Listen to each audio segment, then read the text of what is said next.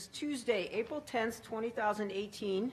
It is 9:30 a.m., and this panel is number 2006.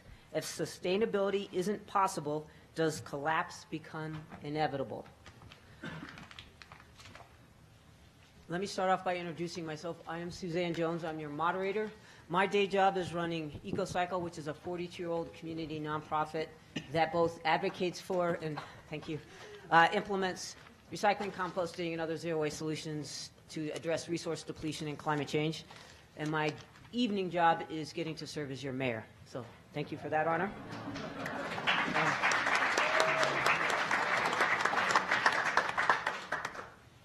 I am also supposed to let you know that this session is underwritten by the CU Environmental Center, which is helping us to enable or to reduce the CWA's environmental impact. The center's support has enabled the Conference for World Affairs to purchase carbon offsets for speaker airline travel, to reduce its paper consumption by creating this new app we're going to try out, and to promote our live streaming platform, and to offer free hop bus service during this conference. So we encourage you to make use of all of these resources during your time here at the Conference on World Affairs. I will note that we're going to use the CW app for questions. Does everybody here know how to do that? No. Okay. So how we're going to do this, we're going to use note cards if the CW app doesn't work, but we invite you all to try if you don't have access to electronics, raise your hand and you'll get a note card. But for those of you with access, you go to the app, you simply select this session in the schedule, you tap Q&A, and then you insert and send your question. And I'll get them up here. And if you're a student, please note that in your question and make your questions brief and to the point. And that way we'll get to more questions. As we know, Boulderites like to make speeches, and this way we'll hear more from our panel. Okay, with that, we have what is maybe not the most uplifting panel topic, but we've got a really uplifting panel. And this is going to be really exciting. We are going to start off with Guy Middleton.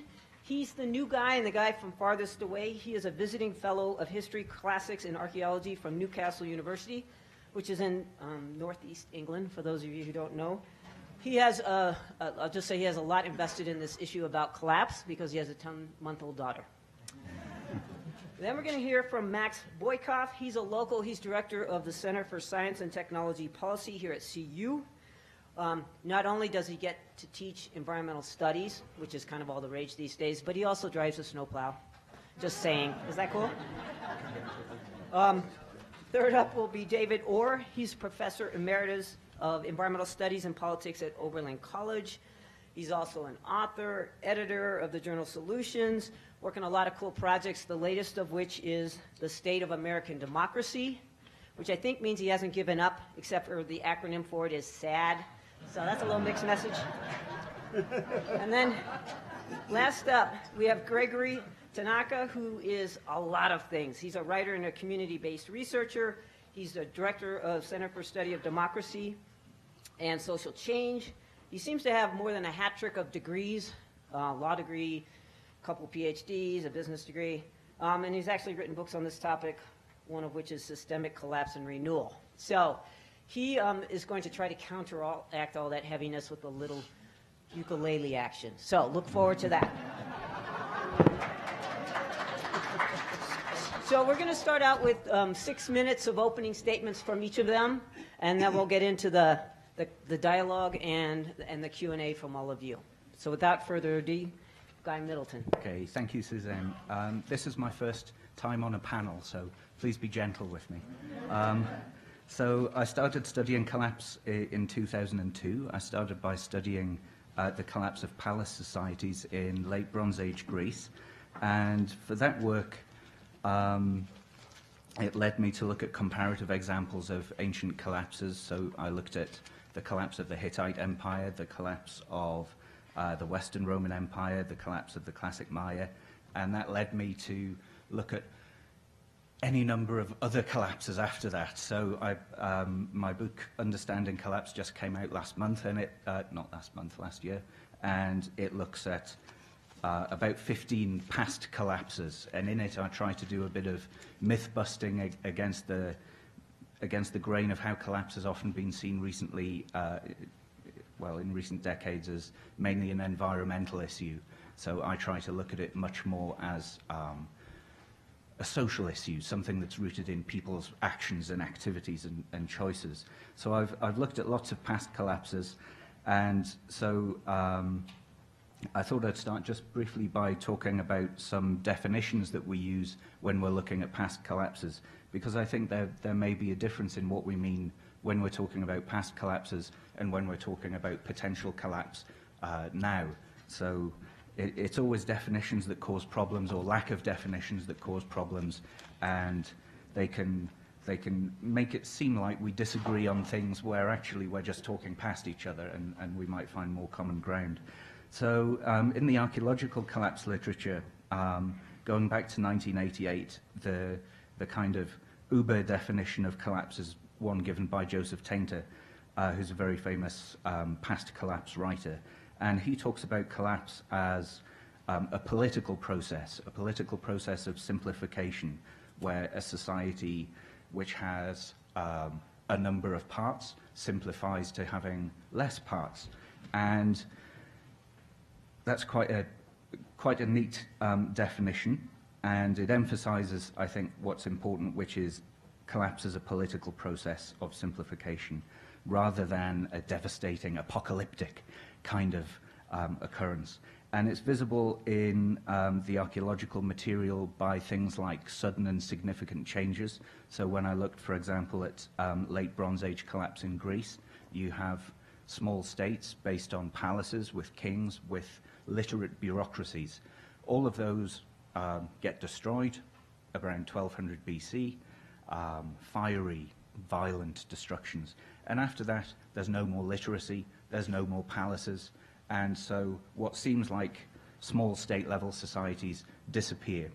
And so that's what we infer from the archaeological evidence, and that's pretty much the standard thing that archaeologists will look for in terms of identifying collapse.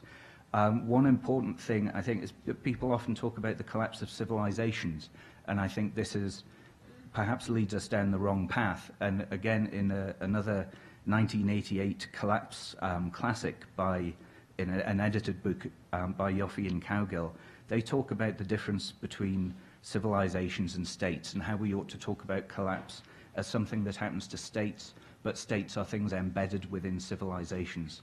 So it might sound pedantic, but we can think of things like civilizations as broad sets of cultural traditions which transform over time, and states are embedded in these, and it's the states that, when we're thinking about collapse in past societies, it's the states that we're thinking of. The traditions may continue and they may fluctuate at different levels in contrast to the actual state collapses. In recent years also, especially with Jared Diamond's work, population collapse has come into the mix. Archaeologists, when they're looking at collapse, don't primarily think of population collapse. This is something that comes from ecology and biology in terms of the collapse of ecological collapse is something to do with populations. So we get this idea, which is kind of a misunderstanding, that past collapses are terrible apocalyptic events that involve mass death. And so you'll find people saying, how many Maya died in the classic Maya collapse? Millions. It's not true. It didn't happen that way at all. It couldn't possibly, because the Maya collapse is a very misunderstood thing. It wasn't an event. It was a 300-year set of events in different independent polities. So there's the mass death and apocalyptic side of it, which I think is misleading. There's also ideas about the duration of collapse. Is it an event? Is it a process? How long does it take? And in Tainter's definition, he's thinking in terms of decades, 2-3 decades for a collapse to play out. Other people look at collapse on a centennial scale. There was a recent book comparing Maya, classic Maya, and Roman collapse, and they use collapse to mean a transformation that happened over 2 centuries or even 3 centuries. I don't think that's a particularly helpful way to look at collapse, because naturally we think of it as something that's sudden, and that sense of the word is obvious to us. something that happens over 2-3 centuries is a transformation rather than a collapse. Let's see. Have I done my 6 minutes? I've got more. You have 30 seconds. Okay. All right.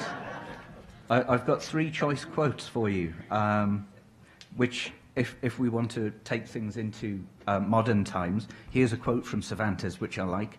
"Prudent men should judge of future events by what has taken place in the past and what is taking place in the present." So I think looking at collapse and trying to understand it now is not merely a matter of extrapolating from the past and taking that into the present.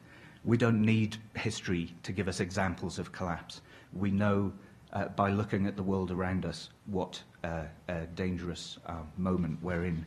And if I can just do one more, which kind of also links into the prospect of modern day collapse, which is the more dependent a society is on a system it cannot control, the more vulnerable it becomes to disturbances in any part of that system. And I think in modern terms, the scale that we're looking at is so much greater than for any ancient society.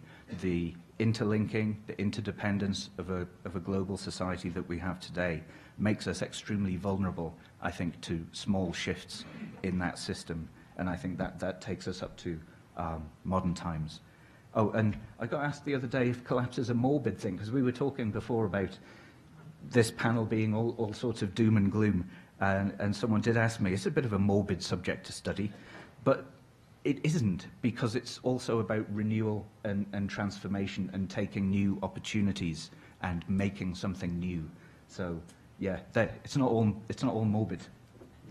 It's not all morbid. Not all bad. It might be bad for some people. With that, we're going to go to Max. Over that. Thank you. We're going to go to Max Boykoff. Okay, well, thank you very much. I appreciate the opportunity to be on this panel, and I'll try and make the most of my 6 minutes, and I look forward to the discussions that follow. Guy had finished with a couple quotes, and I want to start with a few. When looking at this title, which is a bit gloomy, I thought of 2 different quotes. The first is from Keynes, who some of you may know from the good old times of the Second World War and Reconstruction. He said, "In the long run, we're all dead." And so I think that's something that we could apply to this particular question. I think in the meantime, we've got to work things out. So the question then becomes, what does the meantime look like? And in the view of many folks, including myself, it is a commitment to stewardship, to justice, to equity. There are realities of gaps and opportunities in access to natural resources, meeting livelihood needs for a large segment of our global population. It brings me to the second quote that it made me think of, which was from William Gibson, who said, "The future is already here, it's just not evenly distributed." So while cynicism and pessimism can pervade into these spaces and lead to suspicion and distrust, we've seen a lot of this, political and social polarization, there is also a community of moving towards creativity, capacity building, and hope. And that's the kind of world that I at least would like to think that I'm hoping to foster through my role here as a university professor and in other ways as well. So instead of asking what have future generations done for me lately, it's more of a question about how can I invest, how can I inspire others to invest in these questions around intergenerational, between generations, and then intragenerational equity, addressing justice and equity within the days we live in now. So more than ever, students that I work with in environmental studies and other disciplines are leaning into and confronting these vexing human environmental challenges, like how do we feed a global community? How do we power a global community? How do we safely hydrate a global community? How do we communicate across a diverse global community? And so forth and so on. I mean, these are the sorts of pursuits that I guess I'm pushing back against the prompt here a little bit and saying that, sure, collapse may be coming as you've defined it, but in the meantime, I encourage us all to do everything that we can in our power to make the best of it. So looking around the room, Excuse me, we have a request to move in on the mic. Okay, thank you. So looking around the room, I can maybe guess that a lot of us were born before 1984. And that is a time, the mid to late 80s, even if you dip into the 70s, start of Earth Day in 1970, environmental issues coming onto the public agenda. My point here, though, is that if you were born after December 1984, you've experienced a warmer than average month your entire life. This is a new normal.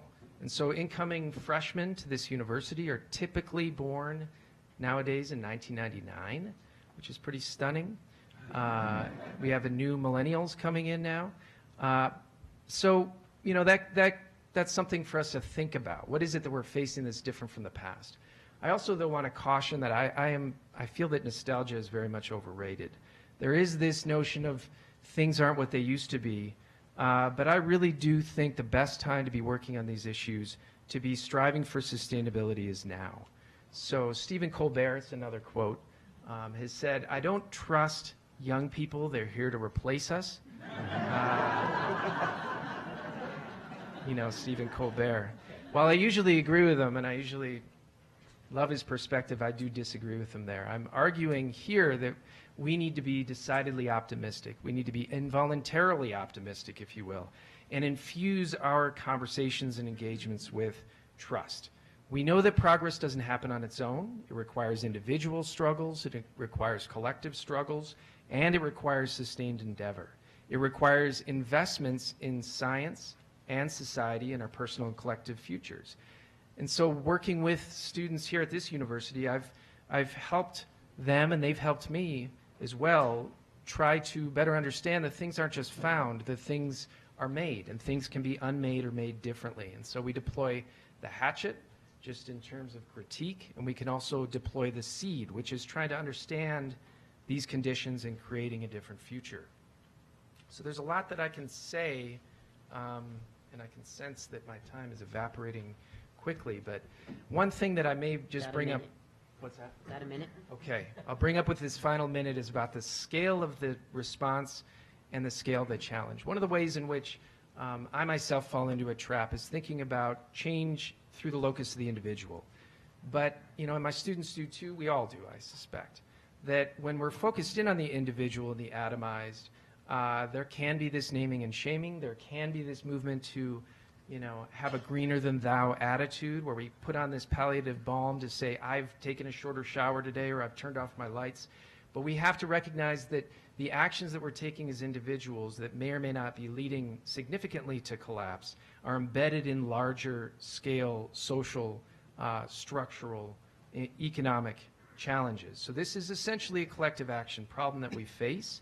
They require collective responses and multi-scale responses. It's not simply a matter of buying local vegetables at the farmer's market. While that's lovely and I like it too, and I may see some of you there someday, or putting a solar panel on your rooftop, that it is about coming together. And that's one of the things that really inspires me about CWA generally and about this panel in particular is that I love being around people who are committed to that collective action response. Thank you.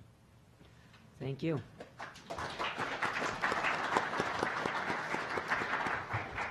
And next up is David Orr. One observation. You all are way too cheery. Did you read the title of this panel?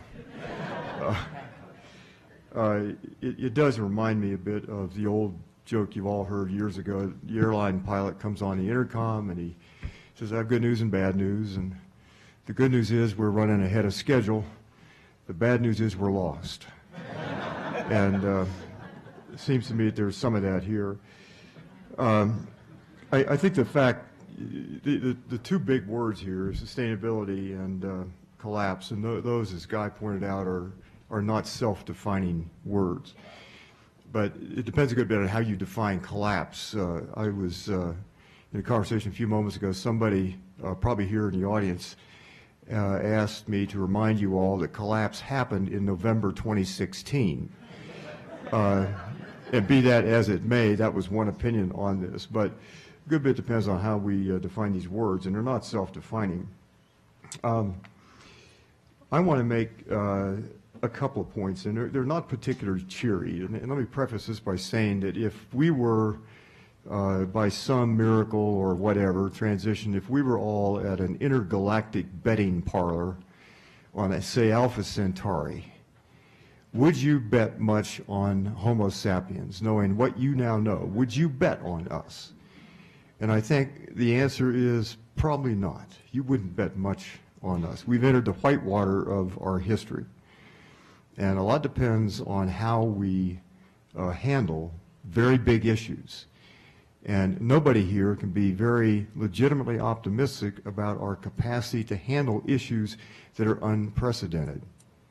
Yesterday on a panel, something very smart was said by a fellow panelist who's an astrophysicist, and he said that we now know there are lots of other planets and probably lots of other civilizations, and they may have arrived at sort of the same point we are now, where you have to learn, where we have to learn, and they had to learn to collaborate and cooperate across large boundaries of organizations and different competing values and so forth.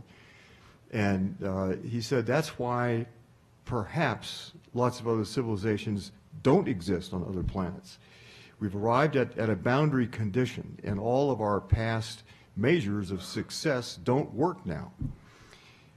So it leads me to a conclusion that we're the first generation to be able to talk about global collapse, not just collapse of a society, not just Rome or the Hittites or whatever, but now the entire system. And the fact is, we've been building a very, I think, in at least one view, a very fragile civilization. Our supply chains can be interrupted, and that collapses a market. When Bear and Bank collapsed in Britain, it was because of a trader trading on margin over in Hong Kong. You remember that? One of the oldest banks in Britain. And so we're vulnerable to these kind of unpredictable, what Nicholas Taleb calls black swan events. And that's what we have built, and we've been celebrating our progress in making that civilization. But the fact is, it's a pretty fragile civilization. It doesn't take much imagination to write pretty plausible novels about collapse. So if collapse becomes inevitable, and sustainability isn't possible, is collapse inevitable? Well, there again is a definitional problem. And on that, there is a sizable literature on this. Howard H.T. Odom and his wife Elizabeth, late in their life, wrote a book called A Soft Way Down or something like that, but assuming that we would collapse in some fashion. And then the question is, how do we put out a parachute and have a soft landing? What do we do? And there's a good bit of effort both here in Boulder and around the world, and transition town movement and so forth, being to think about how we begin to create sustainability and some level of resilience locally. Jack Miles, a theologian some years ago, wrote a book called A Biography of God. It got the National Book Award that year. And after writing that book, and part of the aftermath of the commentary on it, he wrote a paper which said that it was already too late. And when we come to the realization that sustainability is not possible, that we won't continue to survive in our present form, whatever that means in terms of mass civilization and dieback and so forth. He said that would probably be our finest hour as a civilization. Now, he was a theologian and a history of theology, but I think he was reaching deeper into what makes us tick. Why are we here? What do we have to resolve to be able to put in place in motion the forces and the events and the trends that take us in a radically different direction? Let me say one other point in my time. There's another panel going on concurrently with on nuclear war, and that features, I guess, in several panels on the agenda. So if collapse involves nuclear weapons, and if we don't get to sustainability, defined as global, fair, and decent in a fairly short period of time, an unprecedentedly short period of time, then nuclear war becomes all the more likely. And I think we have to face that squarely. It's not a happy prospect, obviously. But I think we have to deal with what Daniel Ellsberg in his recent book, The Doomsday Machine, that is a fragile and very vulnerable system. And we don't know how it is, how command control systems work. They're not, people who study this and know a good bit about it say they're not very sustainable. So as we slide into unsustainability, the chances of a nuclear event, which is probably a global conflagration because there aren't firewalls in that system. And if you haven't read Ellsberg's book, he's the author or the guy about the Pentagon Papers. It's called Doomsday Machine. It came out several months ago. It's worth a read. It is very sobering. And so one of the barriers here, if I go to the top item on my list of priorities, it would be nuclear war. And after being in that system for a long time, people who've studied it of varying persuasions, including Henry Kissinger, Robert McNamara, and a man who was head of the NORAD system, our nuclear strategic capacity, all came to the conclusion and wrote very movingly about us, we have to go to abolition. We have to go to abolition. Because we're now staring down the brink, or down the barrel, or over the brink, or whatever, at a world that simply disappears. And that is the hardest thing for us to think about. But we're in the age of, Betsy Colbert calls it the sixth extinction. And so it's already unsustainable for lots of species on the Earth, and that number is growing. And for us, there are three ways we can blow our tenure on the planet. One is to blow it up. And that has gone off most of our radar screens or attention. We don't pay much attention to that anymore because we thought, oh, the Soviet Union collapsed and that's over. No, it's not. And for lots of kind of perverse reasons I don't have time to go into now, it's become more likely rather than less likely to have nuclear war. And there'll be no warning. We'll not understand the causes of it when it occurs, and there are no fire breaks in that system. The second way we can blow it is we can heat the planet to death and wreck our prospects simply because of climate change and all the things that pertain thereunto. And the third way, which is completely off most of our radar screens, is we can get ourselves evicted from the planet by creating machines smarter than we are. And all of you have smartphones, and I don't carry mine around because it's smarter than I am, and I don't like that. But think of a world of robotics where we're dealing with superintelligence, and you and I have carbon-based intelligence. That will be silicon-based intelligence. One final point, Madam Mayor, is she's got to be a good mayor. One final point is that as carbon-based intelligence, you and I have had stubbed toes, broken hearts, pet dogs.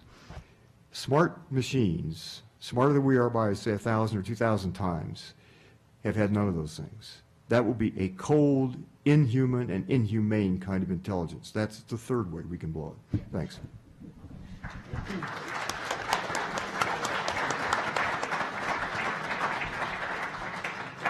It's going to take a lot of ukulele playing to get us out of that. Gregory Tanaka. I'm also going to talk about perhaps a different source of collapse than economic or resources or scarce resources, et cetera. And can you pull that mic a little closer? Oh, okay. And I'm going to read part of this from an article that came out in December 2015 because it's pretty much on point. But I do stand for us, all of us here in this room, emphasizing renewal, going beyond what the current problems may present to us. By 2013, 4 out of 5 U.S. adults struggling with joblessness, near poverty, or have been on welfare, or have been struggling with joblessness, are near poverty, or had been on welfare sometime in their lives. Alienation was particularly acute among whites, with 76% having experienced economic security before the age of 60. As 2014 marched on, the disparity in wealth between the ultra-rich and the rest of U.S. society had reached the grotesque. The top 1% of the United States held 65 times the wealth of the bottom 50% combined. Globally, the richest 85 people in the world held net worth matching that of the bottom 50% of the entire world population. In contrast, 50 million people in the United States were on food stamps. So one could argue we're already entering we're already in a period of collapse. And I'm going to skip down to some of the sources of collapse here. By 2014, Thomas Piketty had also determined that capitalism automatically produces inequality in wealth and income.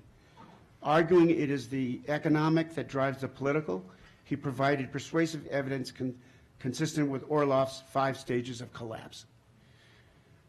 From economic to commercial, then political, social, and finally cultural collapse. And here's where I enter in some of my own thinking. While Piketty and Orloff emphasized the centralized top-down impact of macro forces on a society, as an applied educational anthropologist, I would urge a more interactive interpretation. Trace the origin of today's collapse to the surrender of binding cultural values at an earlier point in time, and thus flip Orloff's sequence. In my view, the current economic collapse and democratic decline are the result of an earlier dissipation of shared meaning or values, that is culture. That would normally give U.S. citizens a clear sense of what is morally right and wrong. Morally right and wrong, and thus the capacity to act on major transgressions by elected officials who fail to represent them. Lacking that moral foundation, there is no impedance to the leaching effects of today's greed-based economics of runaway debt, financial derivatives, and disintermediation or dollar flight, which I refer to as the 3 Ds. So I think we're already experiencing that. I think we need to move into a period of cultural reawakening. That is the rediscovery of shared meaning. And I hope we look at that level, not just at the economy, not just at the democracy, but also at the meanings we share with each other. So I'm just going to play one verse of a song that's more uplifting, and it has to do with exactly what Max and others here on the panel have talked about, a collective or collaborative approach to renewing the country. We have to do this together. This is a song describing women who go out. Back then it was in Hilo, Hawaii, before they put the big breakwater out there. So it was a good place to go out and pick up seaweed from the rocks. And so this is a song that describes the picking of the seaweed and the culture of the women talking with each other as they're doing it, et cetera, et cetera. So with the emphasis, again, is on the collective. I hope it's in tune here. Close enough.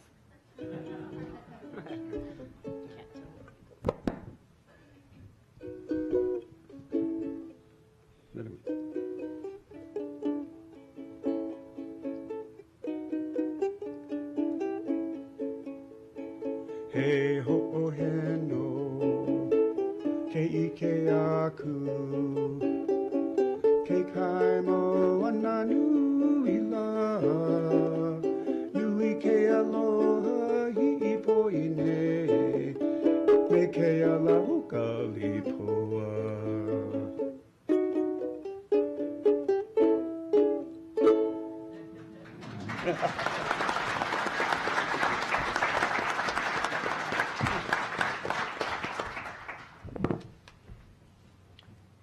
All right.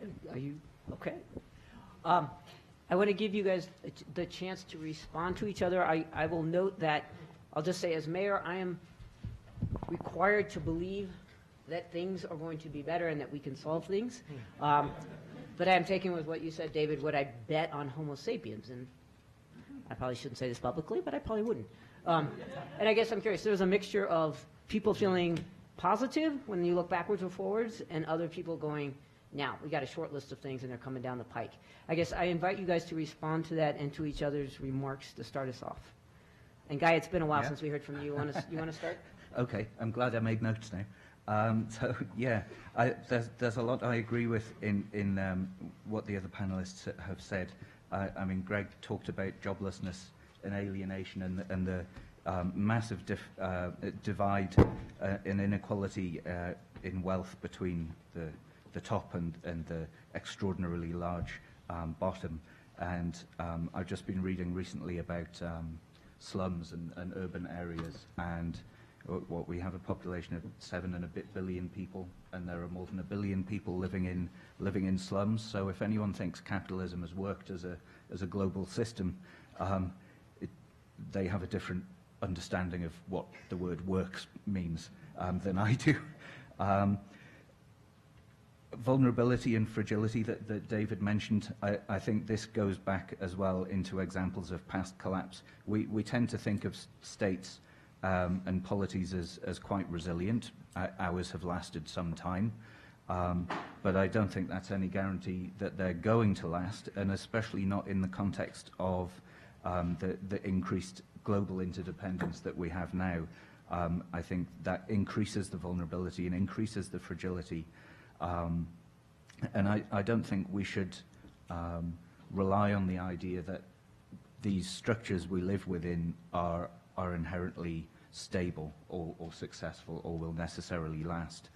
About collective responses that Max was talking about, I absolutely agree that although you can do things on your own, and there is, I think, a need for every individual to act in more responsible and environmentally ethical ways and socially ethical ways.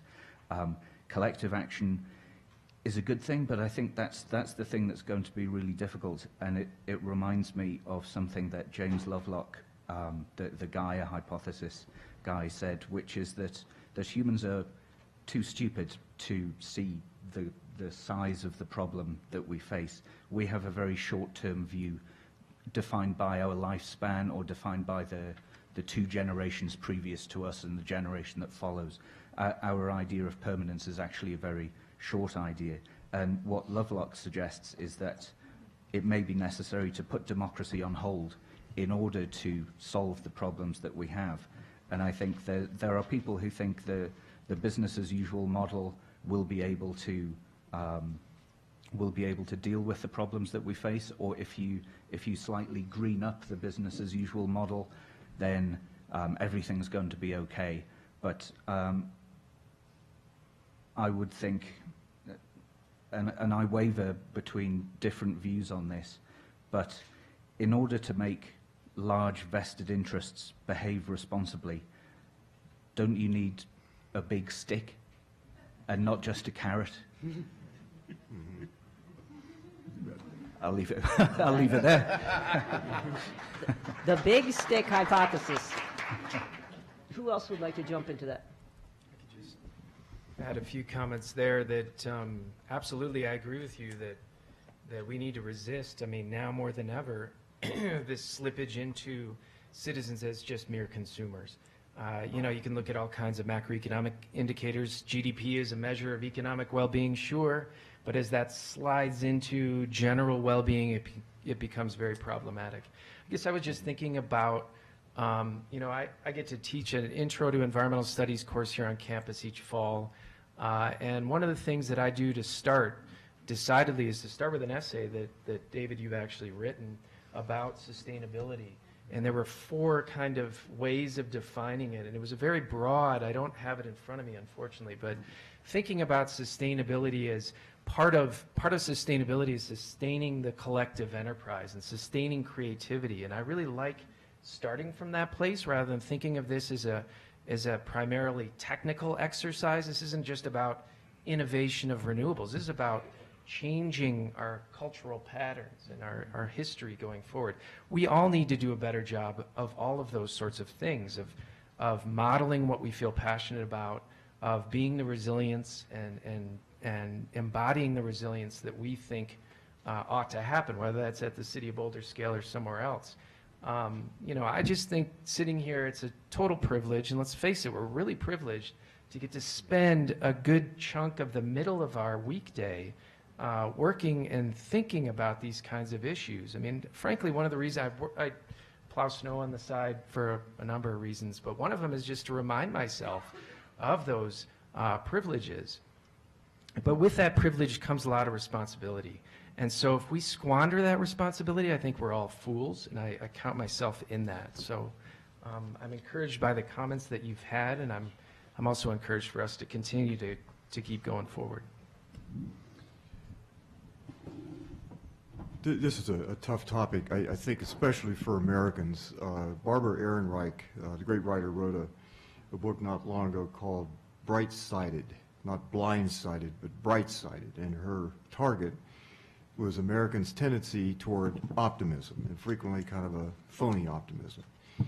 And driving over here this morning, it was interesting because we come from, Lane and I live in the Rust Belt, 35 miles from Cleveland and 84 miles on a straight line as a sober crow would fly it from Detroit.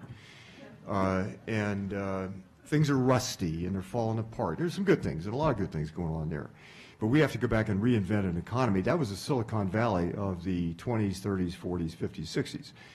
And now it's fallen apart. But we have a hard time reckoning with this. And part of it's our national propensity to be, quote, optimistic. And you can be optimistic, and optimistic just means you're going to win the ball game. You're optimistic, and you've got LeBron James out there in the court, and everything is working, and the Cavaliers are going to win, as they did yesterday.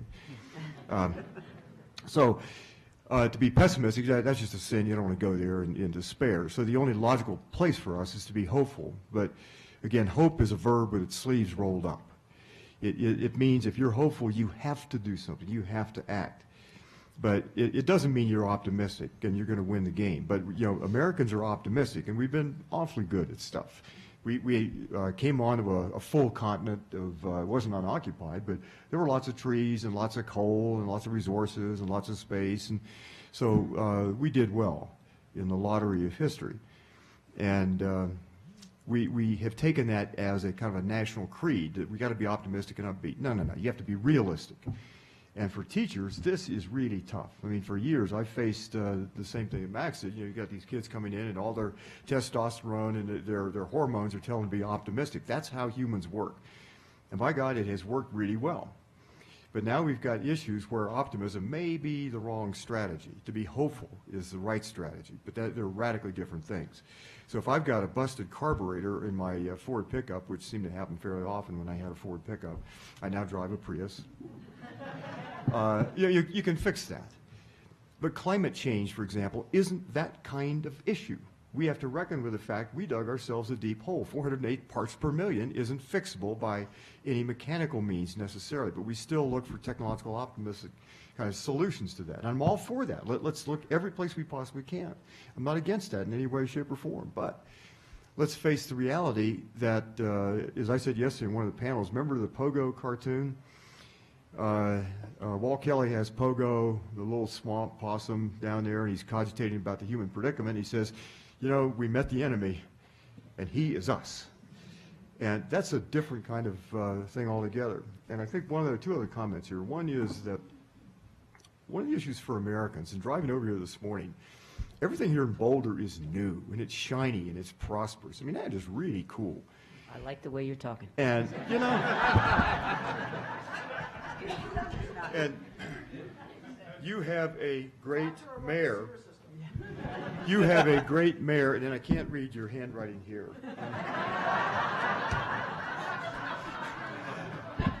But, if you travel in Europe, we spend a lot of money to go to Europe and other places where there are ruins. And ruins give testimony to human fallibility, and you start with human fallibility. We're a screwed up species. Lyndon Johnson once said most humans could mess up a 2-car funeral. And so you start there, and I think that's not a bad place to be. And people say, well, that's so gloomy and doomy. That came up on a panel. I was doing a talk with a Marine Corps colonel, and he is very much into sustainability stuff, and he can be pretty gloomy and grim. And a woman got up and said, that is just so depressing. And his response to her was, get over it. As a Marine, you're told you can die. And you go and you get in battle anyway. But get over it and just face the facts and have the courage to look down the barrel and then do what has to be done. And so, we need to be as hopeful as we possibly be, not optimistic. That means we're going to win the game. There's nobody here that has good reason to believe that we're going to win the game. 100 years from now, we will have solved the problem. Martin Rees, and I'll end with this, the astronomer royal at Cambridge in UK, wrote this little book called Our Final Hour. You talk about pessimism. And he said his scientific buddies got on his case. He says, you're way, way too optimistic. Anyway, that's enough said. Grady. Oh, that's good. Go ahead. You want to jump in? Okay. So thank you for your questions. Keep sending them. I'm going to start running through these, and we will do more of a lightning sort of response. But okay, there's some that have to do with politics, and they have to do with is Trump the symbol of our impending collapse? And oh, by the way, if we think authoritarianism is perhaps an answer, somebody's talked about suspending democracy. That's kind of what he's looking like. Do we think that's the way we should go? Who wants to jump in on that? As a foreigner, I don't really feel well qualified to say too much about Trump, except that he's a national embarrassment to a great nation. That's my personal view and the view of many of my British friends. Is he the sign of collapse? I don't know. People make a lot of comparisons about the current situation in the US and in Europe and in the UK with Brexit. But not only that, they make comparisons with the 1930s. And they may be useful comparisons to looking at a world that's becoming more divided rather than more unified. And surely if we want to stave off some form of collapse, we need more togetherness, more cooperation, more cross-party cooperation in individual countries, more transnational cooperation. But to do this is, when I say as a cynic, I personally think it's beyond our capacity to make these arrangements equitably. And so if sustainability isn't possible, does collapse become inevitable? I think the future may not be too rosy. I don't have a lot of faith in the idea that humans will be able to cooperate on these levels in order to face questions of this magnitude. Okay.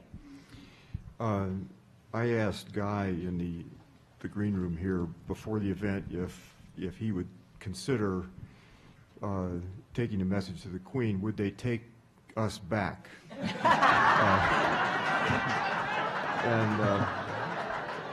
You're welcome. We'll take you back and give away Scotland. I don't mean give away. I mean they want to leave. I put it. Maybe we could work a deal where Scotland and Texas unify. All right, Madam Mayor, on your question. No. Trump is, and I said this yesterday, but he's given a talk in New York a while back, and I said Trump is maybe an outlier, but he's not an anomaly. Somebody in the audience yelled out, "No, he's an outright liar." But I think that what we tried to do when we started the State of American Democracy events in Oberlin in November, we're trying to do two things. One is to understand how we got to 2016. There's history here. And we have to read that history and understand more about the dynamics of how we got to 2016.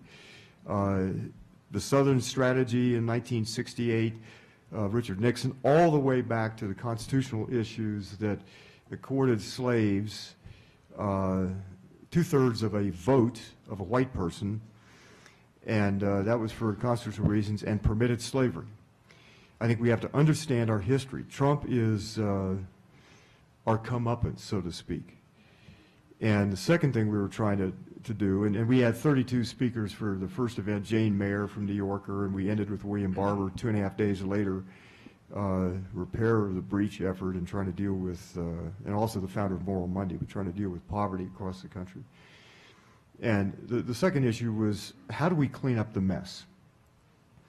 And if you look for metaphors and analogies, what worked for me was this house we call American democracy. It suffered years of deferred maintenance.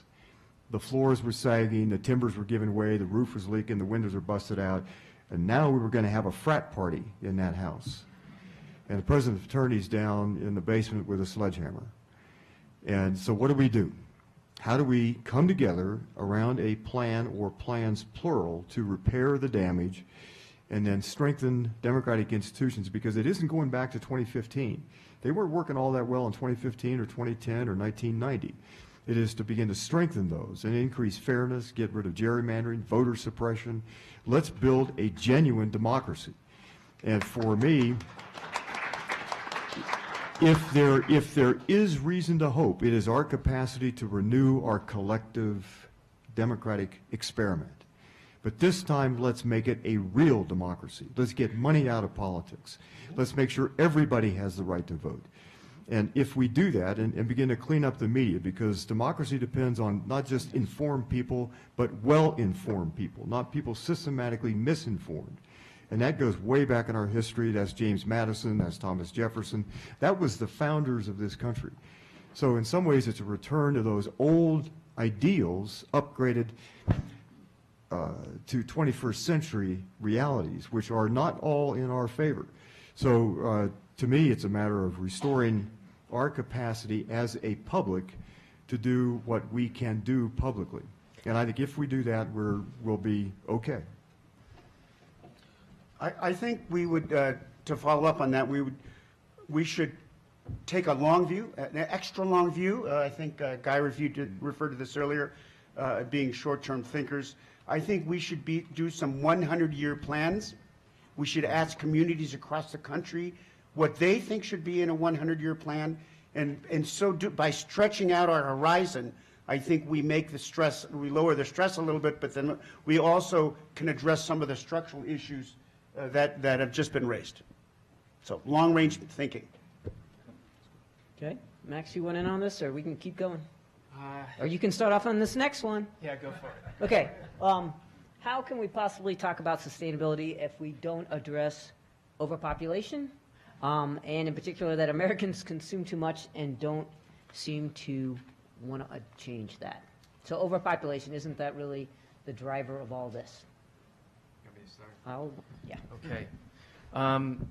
So again, maybe I'm in that mindset of thinking about working with students that I feel like this overpopulation question is one that has certainly come up over time. There's a history of engagement and avoidance of this kind of topic, but I don't think young people are unwilling to confront this now. It's certainly important. If you're asked the question, is overpopulation very important to this?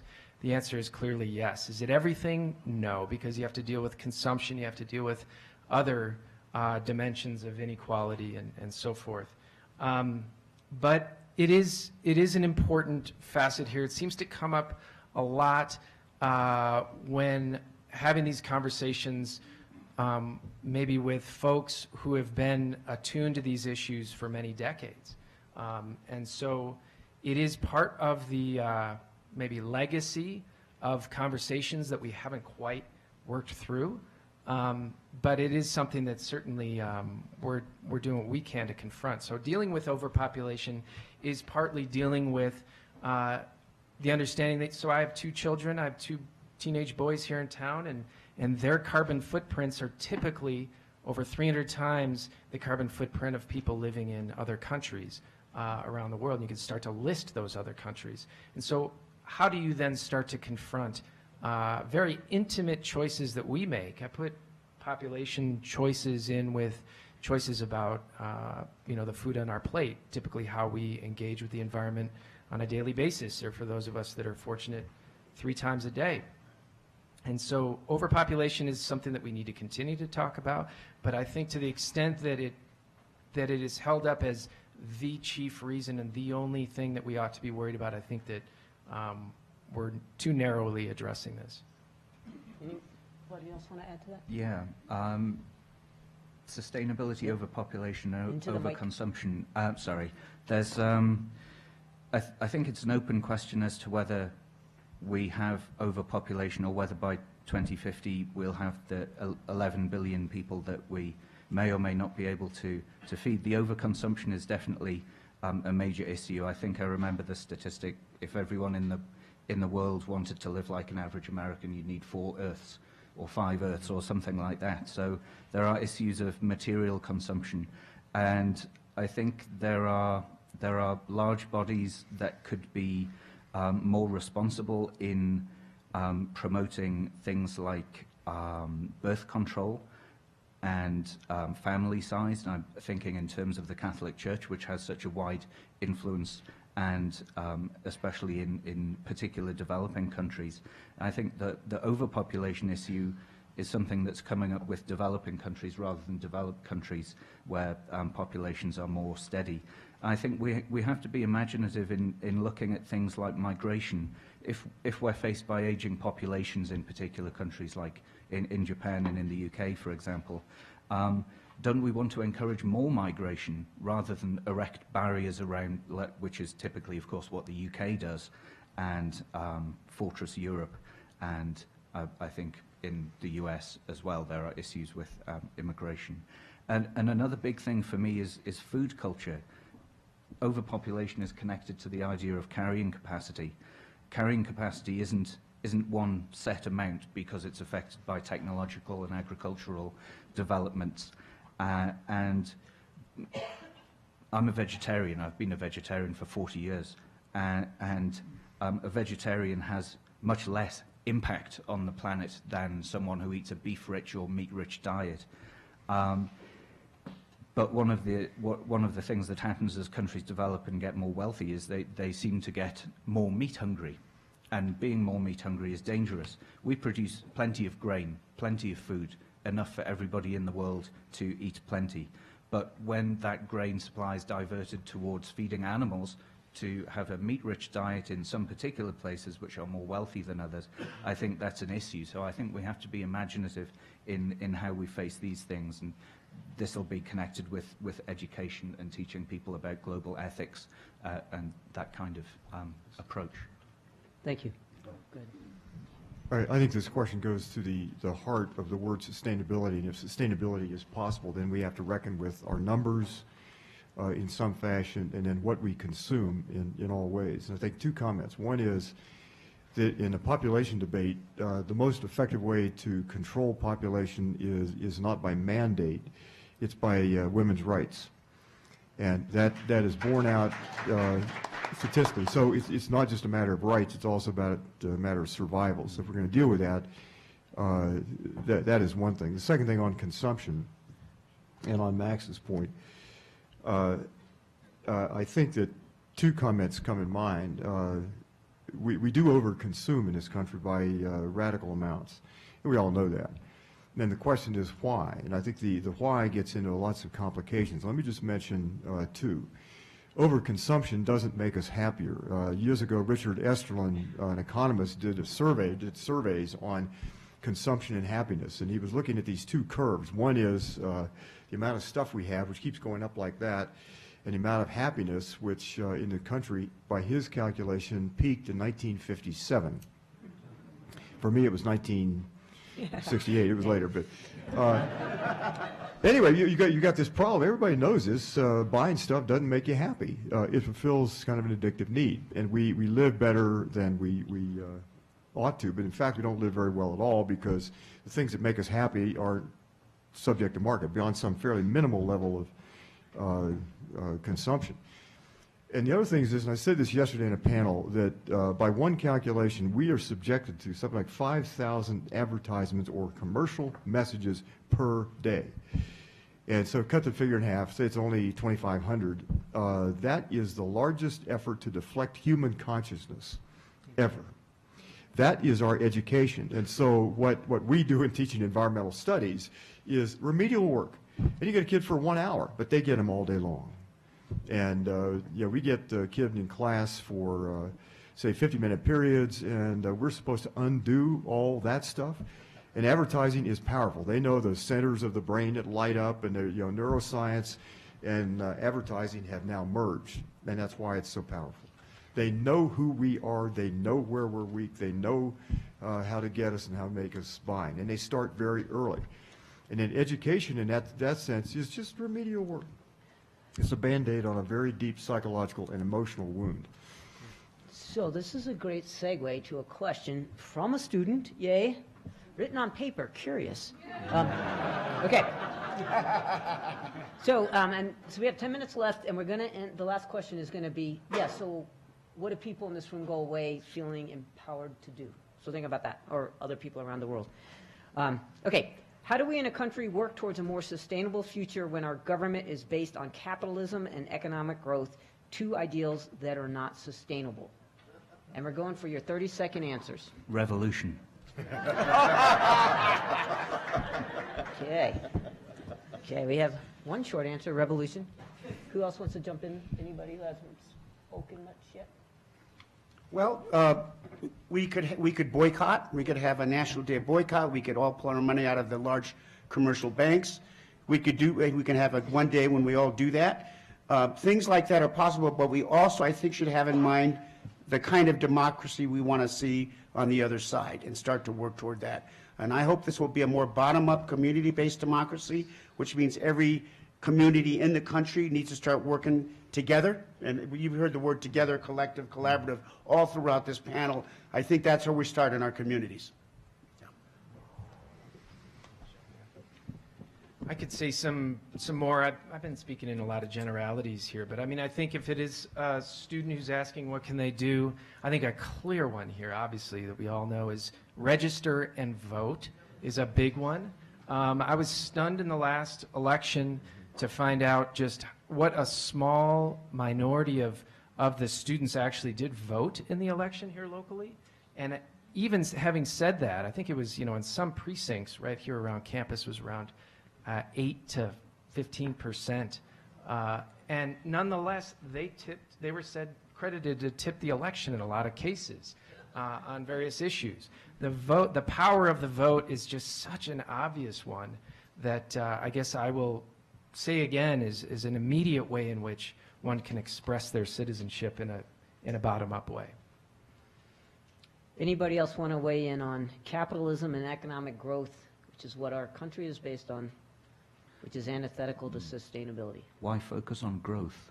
Surely we don't need profits. Do companies need to make profits? I've never really understood this. Surely they ought to provide livelihoods for people and produce things that people need, but I'm a very naive optimist.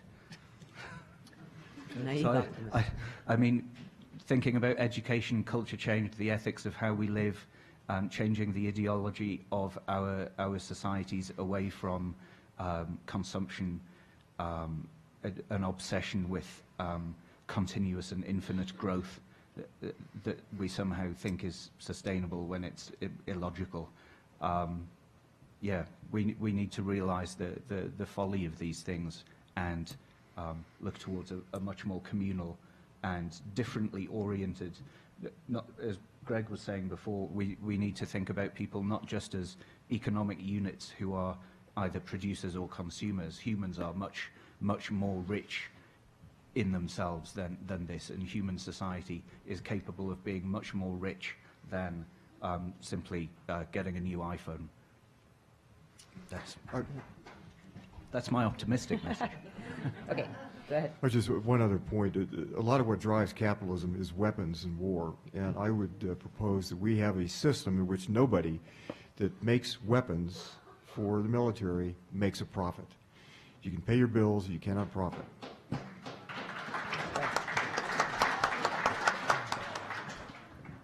I'll just point out that you all are asking lots of great questions, and there's way more than I can possibly ask. So I apologize for that.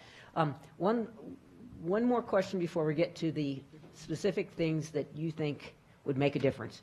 And that is, since the current system is so unfair, and we had some stats on slums and on economics, shouldn't we just let it collapse so that we can rebuild a much saner, more system that covers all the basic needs for life? So that's the question. Yeah, can I weigh in? That's Sure. like one of the notes I've made during this panel is why stop collapse? And I think what's important to think about is what is it that you want to preserve about the society that you live in? What is it that you value, and what is unnecessary for sustaining the things that you value? Sorry, can you say the question again? My mind's gone blank. Given the inequity of the current system, shouldn't we just let it collapse so we can rebuild a new one? Yeah. So, yeah, it depends on how you're seeing that collapse, whether it's economic, whether it's social. Is it a change to an anarchic society, which we see on TV shows like Zombie walkabout or something, where everyone's fighting for meager resources. Is it something like that? But from looking at past collapses, one of the things that's most interesting to look at is what happens afterwards and how people selectively take traditions from the previous iteration of a society and modify it. And I think increasingly over the years of looking at collapse, I kind of realize that what you see as past collapses, you're often seeing the end of a part of society that is just the elite part of society and how that self-defines itself. And when you lop the top off those societies, everybody else gets on just fine. So I think if we want to learn from history, there's a message in that. Anybody else want to weigh in? I'm going to just have a little divergent sort of image I want to present here. I just struck me with what you were saying, Guy, that Trump is kind of like what Bakhtin described in Dostoevsky's writing about this whole idea of a mayor being, and one day being ridiculed in a public fair, big celebration in public, and so the mayor agrees to being ridiculed and made fun of, and wearing funny costume and everything, because it's when you overturn an existing power structure, even if just for a moment, and everybody's laughing about it, it becomes satirical and so forth. You actually can start to renew that society, and so I think along those lines, I think Trump is maybe that sort of ridiculous person that might help us, if we see it in the right way, move on to a better space and a better time. And so I think I want to really urge all of us to look again and down the future on what we want to see. And those of us who are older can help the students in this class, in this room, do that hard work. It's going to be very hard work, but we have some wisdom we've accumulated over the years, and we can join in with them. And let's do this together. The question begs for baby bathwater distinction, and there's a lot good in this society, and I think the point is not to throw it out. And the second, in whatever this transition toward collapse might be, let's take care of the most vulnerable.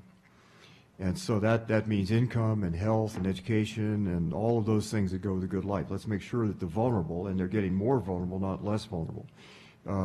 Max gave us some numbers on that, and they're alarming numbers. They're terrifying numbers. So babies in bathwater. I think we have some choices to make, but let's not assume that collapse would be a good thing because it gets rid of the problem. Let's keep the baby, throw out the bathwater, and that means we have to be very astute about how we think about society and how it moves forward. Okay. If all it takes is ridiculing the mayor, everybody come to the next city council and let's get it done.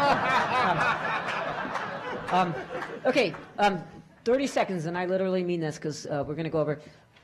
What specific things, besides voting, which was already well articulated, do you think people should be doing to help at least see ourselves to a new place that is better than the one we're at?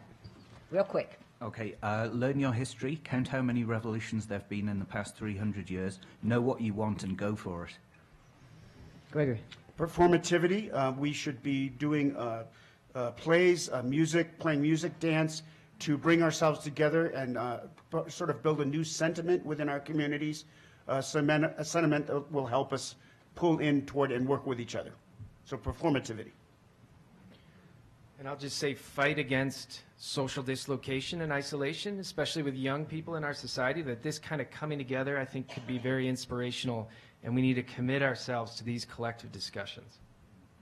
Final word. Just to summarize this, it's not original. Vote. Vote right. Celebrate. Read. And come to Conference of World Affairs.